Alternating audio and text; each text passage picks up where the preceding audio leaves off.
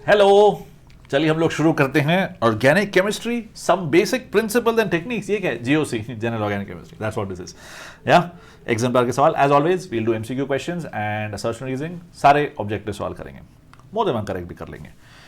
IUPAC, you know me, I am not good at it, but even then we can figure out यहाँ पे क्या हो रहा है. Which of the following is the correct IUPAC name? सब में hept है, let's do that. Hep 1 2 3 4 5 6 1 2 3 4 5 6 नहीं 7. Okay, cool. 3-ethyl 4 dimethyl. Is that a good name, or would you rather go 4 dimethyl 3-ethyl? 5-ethyl doesn't make sense because you're counting this way 1 2 3 4 5. इस तरफ नहीं होगा counting, you got to count this way. So 1 2 3 4 5 6 7. Let's put that number in. This makes sense. को हटा देता हूँ. Bis तो whatever that is, we are not looking at it. छोड़ो. Okay, now between these two we got to figure it out. Now, what do you give preference to? Ethyl या फिर dimethyl? देखो जो alphabetical order है, ethyl comes before methyl. अब ये di and all of that को तुम ignore करो. At least in the order of things. लिखना तो है, ignore नहीं करना है. Dimethyl लिखना है, but order में ignore करो. So hence this is the answer to this. Okay, the IUPAC name for this is what? अच्छा, acid होना चाहिए, ठीक है, तो that gives you this as the answer. That's it. I'm not going to spend any time on this. Oxo, right? That's interesting.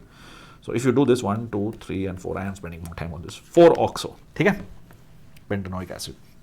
1 2 3 4 5. IUPAC name for this. अच्छा, चलो इसको खुद कर लेते हैं. This is a benzene ring, obviously, right? And ठीक है, if I do 1 on chloro, फिर 2 nitro and then 3 methyl, does that work? MNOP, no, not 3 क्या है, तो 4 है. I think it should be, ये बीच में आ जाएगा, right? Because C then M and N, so C पहले, तो 1 chloro 4 methyl 2 nitro, ये होना चाहिए. ऑप्शंस में है क्या, देखते हैं. 1 chloro 4 methyl, देखो ये कंफ्यूजन पैदा कर सकता है. आपको फोकस करना है अल्फाबेटिकल ऑर्डर पे. So this should be the answer to this one right here. मुझे लग रहा है आपके जो सोल्यूशन में this is given to be answer which I quite confident is not the right answer. One should be one itself. इस book को revise करना पड़ेगा लग रहा है एनसीईआरटी को.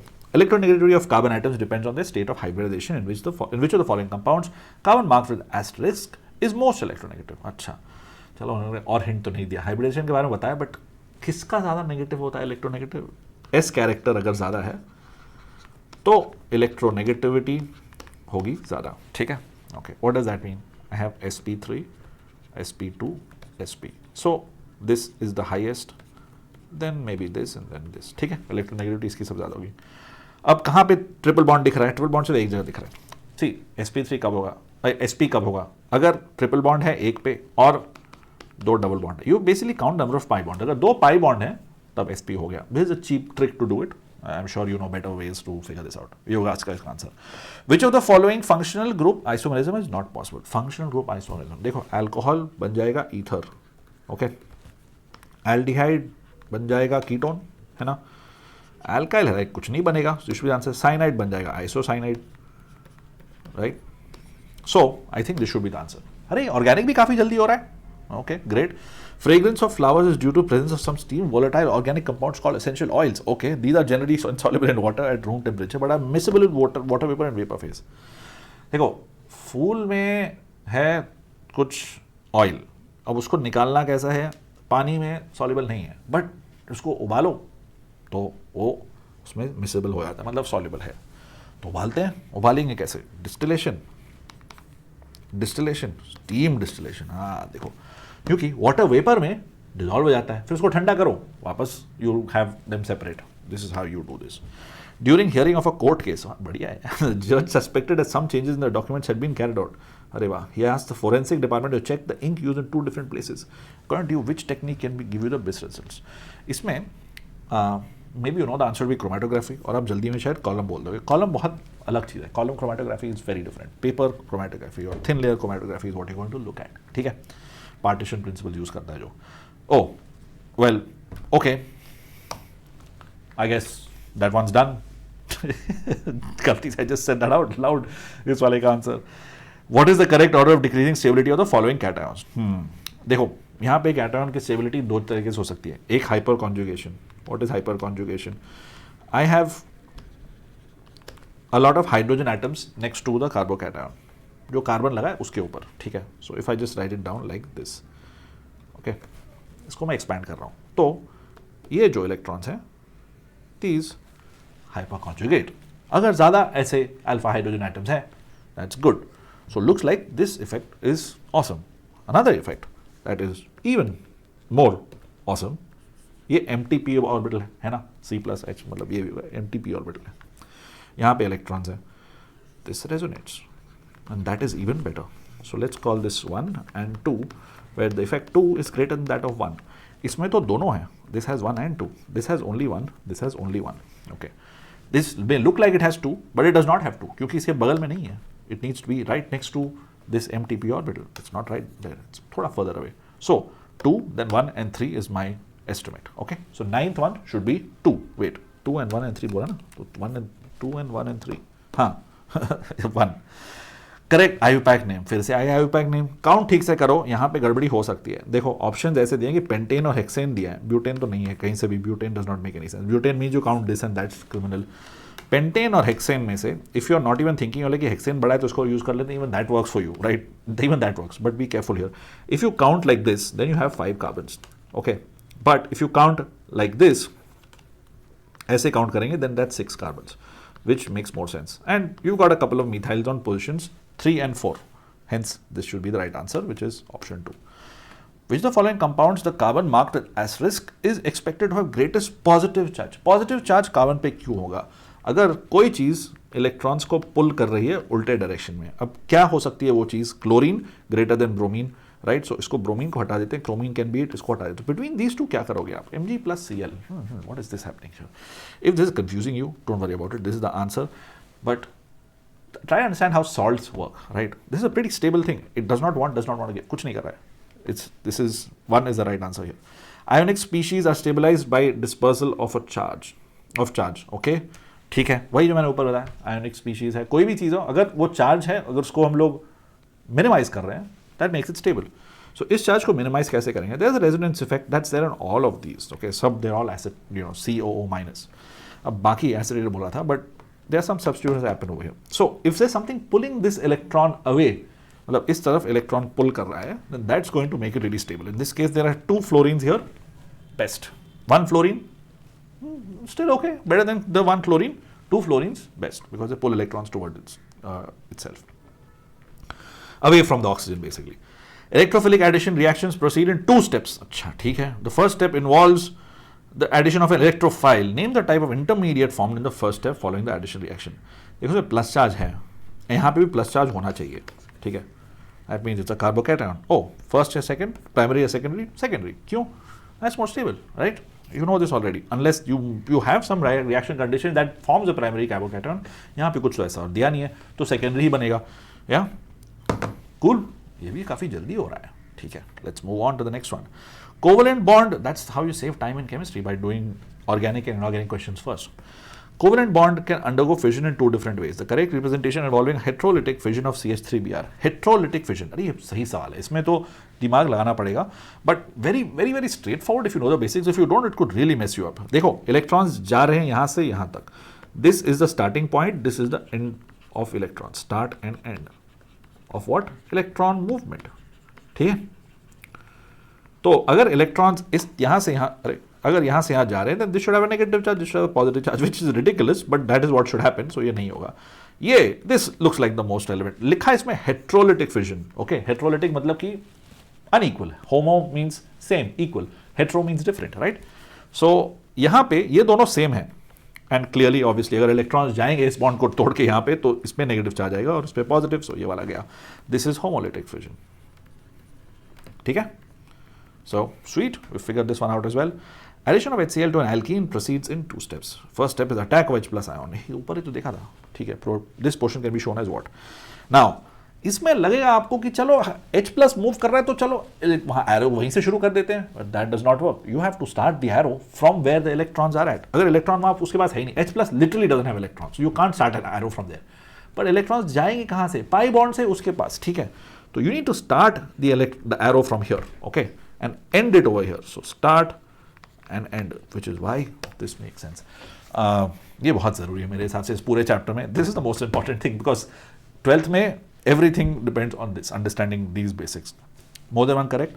Which of the following compounds contain all the carbon atoms in the same hybridization state? देखो इसमें ये है sp, ये है sp, दोनों चारों, ग्रेट. यहाँ पे बीच वाले हैं sp पे, बट ये वाले हैं sp3 पे, सो नॉट इट. इसमें हाँ, you may be tempted to say कि हाँ सारे sp2, but that's not true. ये sp2 है, ये sp2 है. This guy in the middle is sp. क्यों? क्योंकि उसके पास है 2 pi bonds. I've told you this as a cheap trick, but if you do this from first principles, you know for sure ये sp है. Hence not the answer. So 1 and 4, 16th one is 1 and 4. Awesome. Let's go to the next one. Which of the following representations given below spatial arrangement of group or atom is different from what is given in structure A? You know how, you know the drill, right? एक बार swap करोगे तो अलग बन जाएगा, 2 बार swap करेगा तो same substance होगा. तो एक बार swap करना मतलब that's what you want, be different ना. इन दोनों कंपेयर करो. This getting a little this thing. Let me zoom out a little bit ताकि आप दोनों चीज देख लो साथ में. इसको और इसको आप चेक करो, ठीक है. These two. Now what are you doing here? All you have done is you swap this once, right, and you get this. So it is a different compound. चलो now we can go back and zoom in and look at the other options. अगर ये different है तो इसको अगर मैं एक बार स्वैप करूं तो सेम हो जाएगा. आई सी इनिशियल कंपाउंड मैंने एक बार स्वैप किया. If I swap once again 2 times, even number of times, then it's the same compound. और हमको नहीं चाहिए वो, ठीक है. And you can clearly see कि here in this case a single swap Br and H को अगर मैं यहाँ पे स्वैप करूँ, I get this, which means it's the same as the original one. You can also check, आप original से भी कंपेयर कर सकते हो. 2 स्वैप में होगा, इसमें एक में, ठीक है. What about this? Okay. CH Cl Br. यहाँ पे you are doing 2 swaps actually. यहाँ से देखो, इसको ध्यान से देखो. H Cl Br. What are we swapping? We are swapping H and Br पहले, ठीक है, ताकि आ गया ये H इधर. एक मिनट, हाँ, ताकि H इस तरफ आ गया. And then that is the swap number 1. Then once H comes here, एक बार तो ड्रॉ कर ही देता हूँ. It's okay if this one is taking a little bit of time. यहाँ पे ये Br हो गया. Then I will swap these two, right? And once I do that, I get this. यहाँ पे क्या होगा? H, ये हो गया Cl, ये हो गया Br. आई, इसको मैंने 2 बार स्वैप करके किस तरफ स्वैप किया? गलत चीज स्वैप किया. I was supposed to swap these two. या इसको ड्रॉ करने में टाइम लगता है, बट दिमाग में करने में बहुत जल्दी हो जाता है. तो डोंट वरी अबाउट इट, ठीक है. ये Br हो गया, ये Cl हो गया, and this is your H as expected. So since there 2 swaps, then there is a total of 3 swaps from the starting. तो ये हो गया same as the initial compound. What about this one? अच्छा, ठीक है. अब I can take this as my base and से कितनी बार स्वैप करना पड़ेगा to get here. Since there is just यहाँ पे, अच्छा, ये 2 बार स्वैप होगा, एक इधर से इधर एंड देन इधर से इधर, right. So then this is the same as this, which means it's different from the first one, क्योंकि ये ऑलरेडी हम लोग एस्टैब्लिश कर चुके हैं कि अलग है, ठीक है. If you are not used to this swapping thing, थोड़ी आदत डालो. This is the fastest way to do it. Okay, you can also do R N S and all that, but उसमें तुम्हारा दिमाग घूम जाएगा और जरूरत भी नहीं है इस टाइप का सवाल करने के लिए. आर एन एस आपके सिलेबस में है भी नहीं, by the way. Electrophiles are electron-seeking species. Which of the following groups contain only electrophiles? This is an interesting question. I'll tell you why.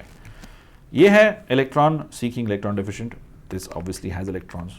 ये इसके पास भी बहुत ढेर सारे इलेक्ट्रॉन हैं. Electron-seeking, yes. Electron-seeking, yes. What about SO3? Let's see. Electron-seeking, yes. Yes. Perfect. ये वाला सही है. ये वाला नहीं है, तो ये वाला गया. SO3 है क्या? Well, देखो, oxygen is electron-rich. And it wants more. It always wants more.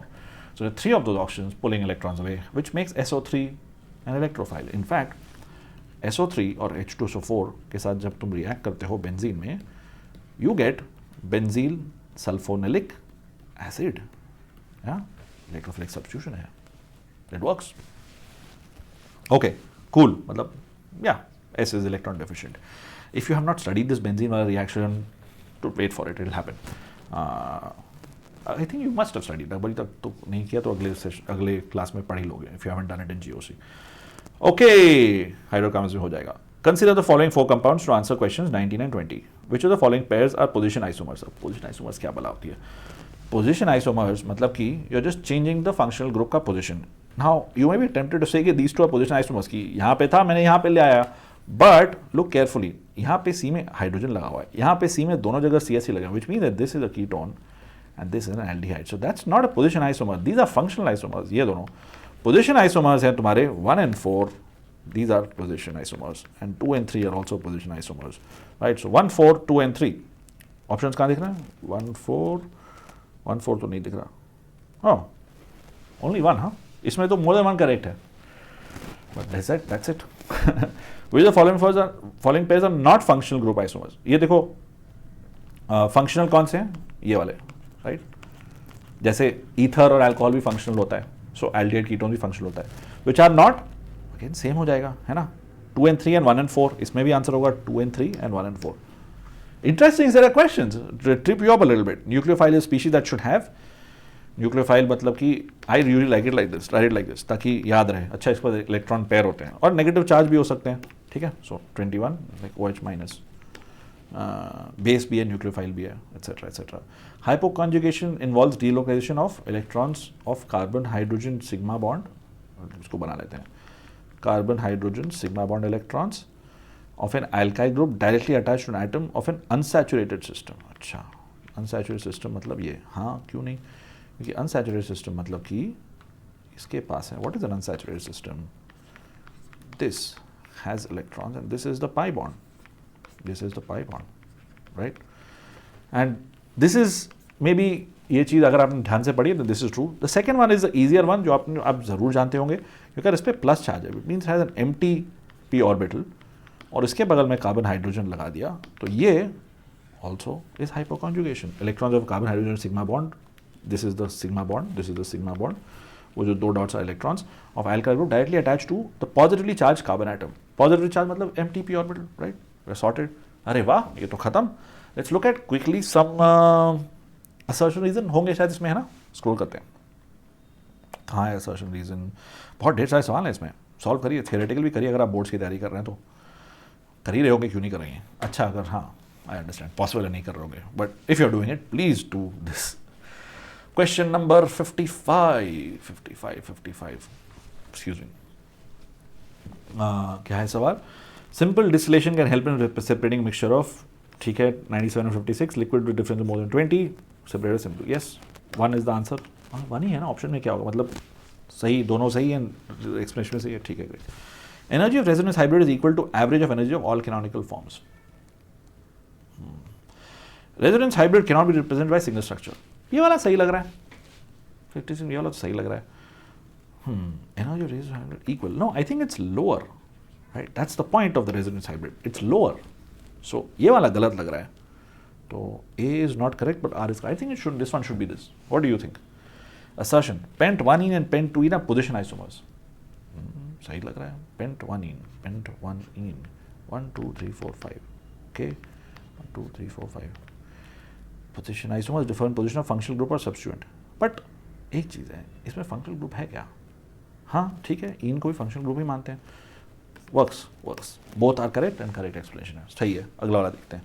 All the carbon atoms in this are sp2 hybrid. We have already done this. ये कोने वाले हैं sp2, बीच वाला है sp. क्यों? क्योंकि इसके पास है 2 pi bond.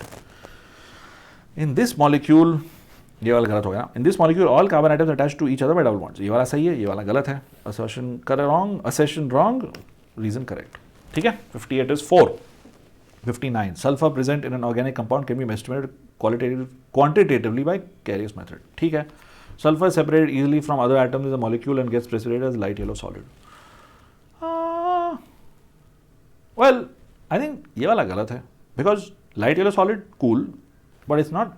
It's like a weird question. Look, the light yellow solid happens when you have impurities. Okay, and after that, after you have impurities, you clean that out, filter it and all of that. उसके बाद you precipitate it as BSO4, which is a white solid. That's one thing. दूसरी चीज़ ये है कि Carrier's method is for sulfur and for halogens, right? Ag के साथ आप react करते हो and all of that, so you get AgCl, this, that and all of that. So I'm not sure if it's separated that easily from other atoms. little vague. I feel R could be wrong. Now here is the bigger problem. अगर R गलत है तो इसमें the only option that fits is दोनों गलत है. अब A गलत क्यों होगा? Sulfur present organic compound in substrate qualitative carries method. ये वाला सही है. अजीब सवाल. I'm just going to leave a question mark over here and move on to the next one. ठीक है? अगर एग्जाम में ऐसी जाए तो भाई छोड़ दो. This is a little weird. Components of a mixture of red and blue inks can be separated by distributing components between stationery, mobile phases and paper chromatic weight. ठीक है, cool. Colored components of inks migrate at different rates because paper selectively retains different components. बिल्कुल बढ़िया, ये तो बहुत अच्छी theory है, तो सब सही लग रहा है इसमें तो मुझे, right? It is right. Explanation सही है. So in a way, by solving these questions, आपकी theory भी revise हो रही है, which is what I tell you, right? If for some reason तुमने चैप्टर नहीं भी पढ़ा है, फिर भी solve these questions, look at the solutions. Not last minute में, but अगर इस वन ऑफ द थिंग जो बिल्कुल भी मन नहीं कर रहा है, like I am not an organic chemistry expert, but we can still figure out most of organic chemistry, at least hydrocarbon और GOC तो कर सकते हो. Then 12th के भी धीरे धीरे maybe do hydroalkenes, aldehydes, ketones का देखेंगे, but pick things up, whatever you're comfortable with, please go ahead and do it. Next क्या करना चाहते हैं? Let me know in the comments, and as always Discord में आइए, ask as many doubts you like. If you want to check out my theory videos, link है bento में, that you can check out. Okay, see you, bye.